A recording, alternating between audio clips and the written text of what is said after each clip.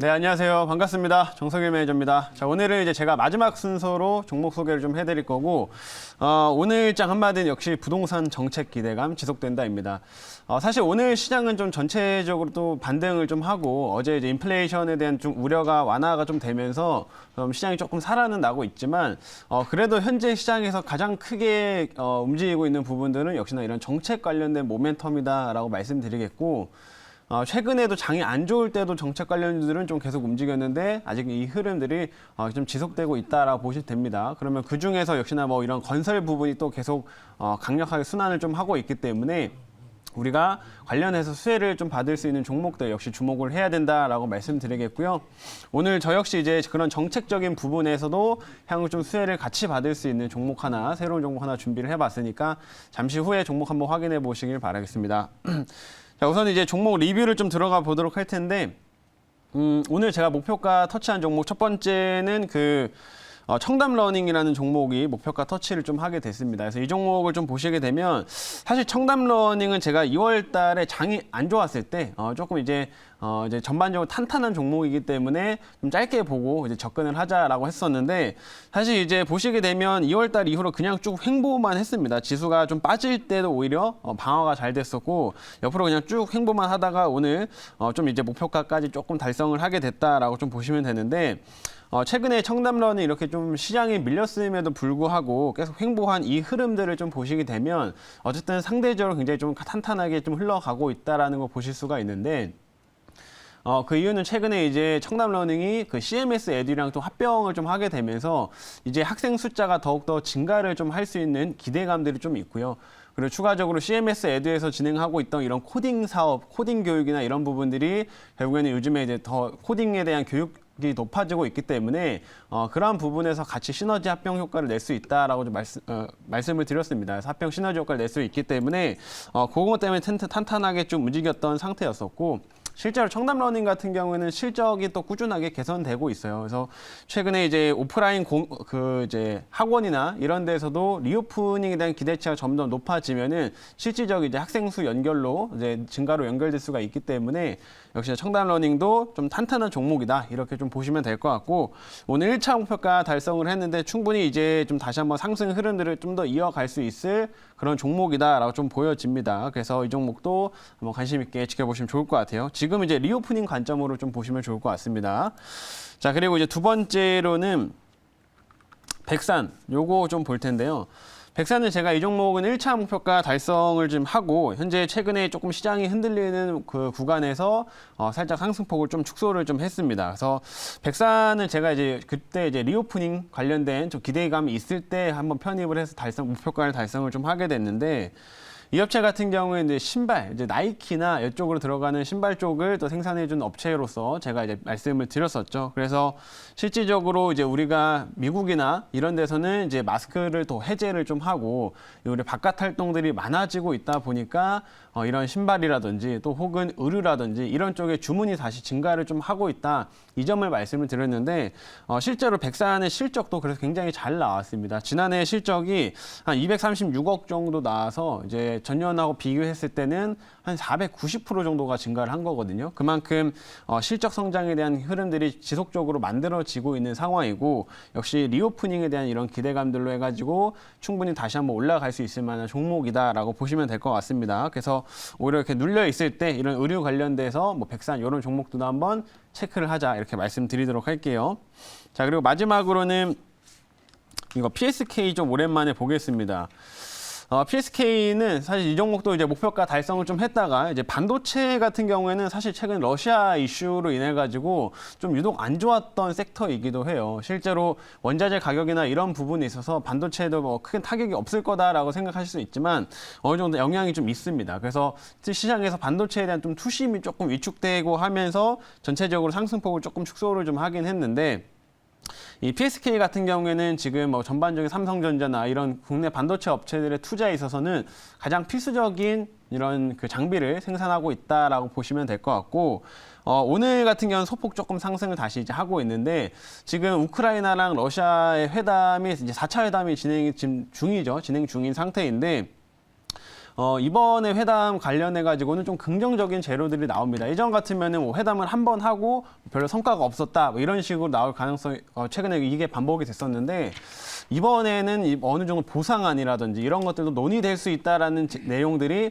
계속 나타나고 있는 상태예요. 그러면 만약에 이번에 러시아나 우크라이나 회담이 조금 잘 끝나게 될 경우에는 좀 긍정적인 부분만 좀 보여준다고 하더라도 시장에서 다시 한번 이런 IT 계열 쪽에 매수세가 다시 붙을 수 있다라고 참고하시면 될 것 같고 그런 관점에서는 PSK 우리가 주목해볼 만한 이런 종목이기 때문에 다시 한번 리뷰를 도와드렸습니다.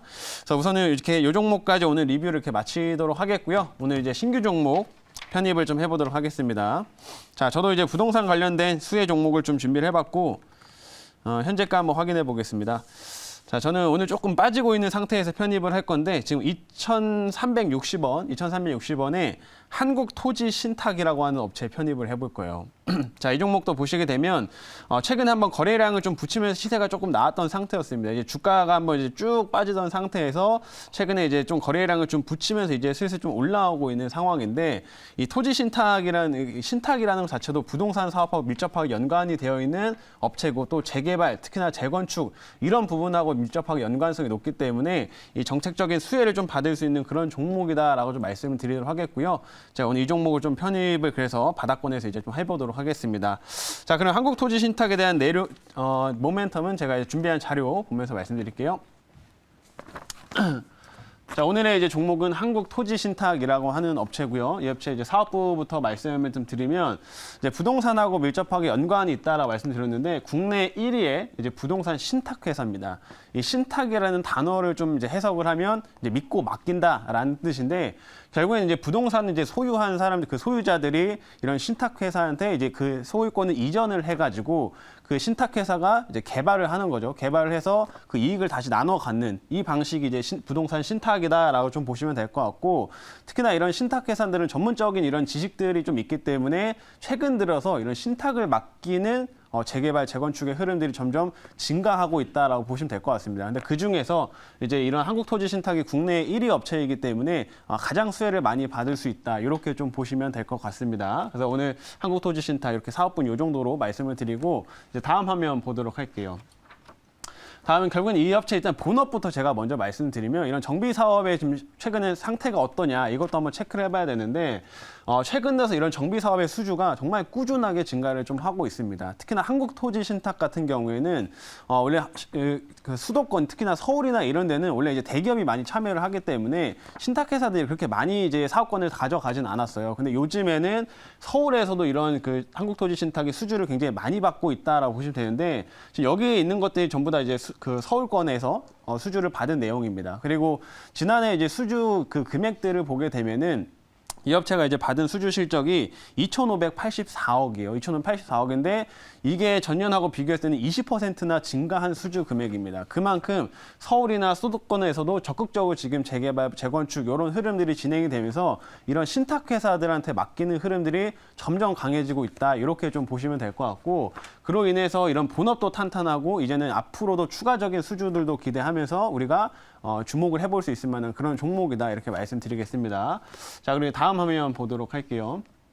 다음은 이제 수도권에서 다시 주목받는 이제 신탁 방식 정비 사업이다 이렇게 나와 있는데 이게 왜 지금 수도권에 주목을 받을 수밖에 없냐면 제가 최근에 이제 부동산 커뮤니티나 이런 데를 좀 본다고 하더라도 요즘에는 이제 이제 새로운 정부가 이제 출범을 하게 되니까 이제 재개발이 어디가 됐냐, 재건축 어디 됐냐 지금 요거를 찾는데 굉장히 지금 열중하고 있는 모습들이 보입니다. 그렇기 때문에 이런 재개발이나 재건축의 흐름들이 굉장히 좀 가격 전반적으로 좀 빠르게 진행이 되고 있는 기대치들이 높아지고 있는 상황인데 특히나 이런 대형 단지들 말고 조금 노후화는 됐지만 좀 소형 단지들 같은 경우에는 이 사업성이 안 나온다는 이유로 조금 이렇게 재개발이나 재건축이 늦는 경우들이 좀 있습니다. 근데 이제 그런 이제 아파트들이 보통 이런 신탁 회사들한테 맡겨가지고 최대한 좀 사업을 빠르게 진행을 하기 위해서 지금 부탁을 하고 있다 이렇게 보시면 될 것 같고 그리고 이런 신탁 회사들이 또 이제 직접적으로 사업 자금들을 조달을 하기 때문에 뭐 수수료나 이런 부분에서도 그러니까 금융적인 부분에서도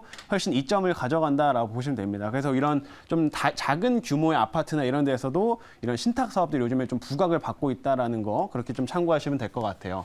그리고 이제 마지막 화면 이제 보도록 하겠습니다. 마지막은 그냥 요거는 그냥 추가적인 모멘텀이라고 보시면 되는데 최근에 이제 우리가 뭐 코인 가격은 많이 빠졌긴 했습니다만 사실 거래소는 돈을 많이 벌고 있죠. 그래서 업비트도 지난해 매출이 3.5조 정도 나왔고 그다음에 빗썸도 지금 1조 매출이 넘어선 상태인데 이 업체가 또 후비 코리아라고 하는 이 그 거래소의 지분까지 보유를 하고 있습니다. 그럼 여기서 또 엄청난 이익까지 챙길 수가 있기 때문에 요거는 추가적인 모멘텀이다. 이렇게 말씀드리겠습니다. 자, 그럼 여기까지 말씀드리고 이제 질문 받아보도록 할게요. 자, 제가 질문 드리겠습니다. 이제 부동산하고 우리 이제 건축의 이런 이제 건설 회사들의 경기는 어차피 세계적인 그 흐름들 그런 부분들하고 이제 따라가는 게 이제 흐름이잖아요. 네. 근데 최근에 그 중국의 이제 작년부터 중국 헝다 그 부동산 투자하는 회사가 네. 파산 지경에 왔고 또 최근에 보면은 중국의 그 홍콩 H, 상하이 H 주식이 폭락을 하고 있는데 네. 그 기조에는 지금 중국 부동산 시장이 상당히 부동산 시장이 옛날에 과거에 리만 브러더스 사태처럼 상당히 이제 중국발 그 외환위기가 올 수 있다. 중국이 네. 외환위기 올 수 그런 얘기가 나오는데 그렇다면 그러면 그런 부분들이 우리 이제 현재 윤석열 정부는 어차피 건설 경기를 부양해야 되겠더라고요. 네, 그렇죠. 성장률을 끌어올리려면 그쵸. 그런 부분하고 어떻게 이제 잘 조화를 해야 되는지 그게 궁금합니다.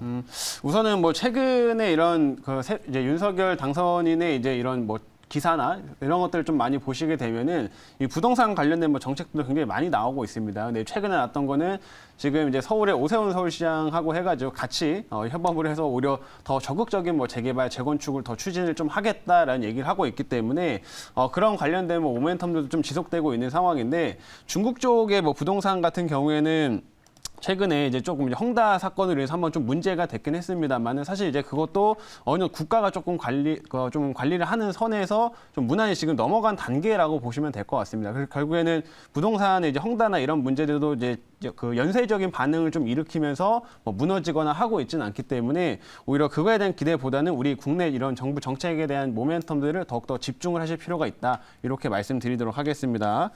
자, 이때는 이제 가격 전략 설명드리면 지금 순간적으로 조금 이제 시세가 한번 잠깐 나왔었는데 이제 1차 목표가는 제가 2,630원 한번 잡아보도록 하겠고요. 그 다음에 2차 목표가는 2,800원 제시하도록 하겠고 손절가는 제가 2,100원 제시하도록 하겠습니다.